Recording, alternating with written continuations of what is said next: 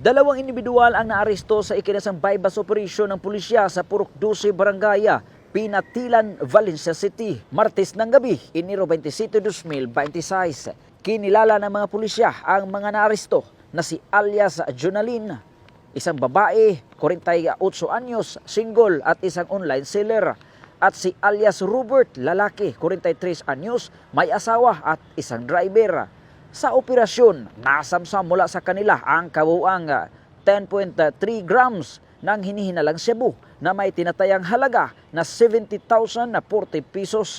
Ikinasa ang operasyon ng Valencia City Police Station sa pangunguna ni Police Lieutenant Christopher R. Ibanez kasama ang City Anti-Drug Special Unit Team and 2nd PMFC Bukidnon, RPDU 10, 1003 Money Ordering Company at ng Provincial Intelligence Unit Bukidnon Police Provincial Office.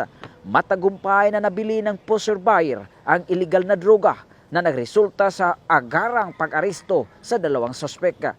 Bukod sa hinihinalang shabu, na-recover din ang bypass money at illegal drug paraphernalia. Ang mga naarestong suspek ay kasalukuyan ang nasa kustodiya ng Valencia City Police Station habang hinahanda ang kaukulang kaso laban sa kanila.